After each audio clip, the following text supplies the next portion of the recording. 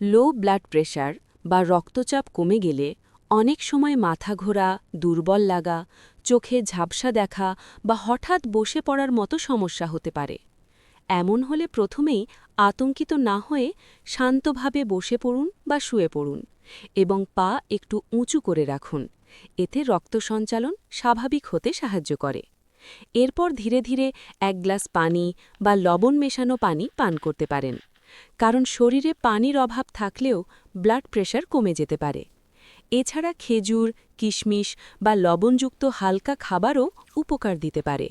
তবে যদি বারবার এমন সমস্যা হয় বা খুব বেশি মাথা ঘোরে, তাহলে অবশ্যই ডাক্তারের পরামর্শ নেওয়া জরুরি।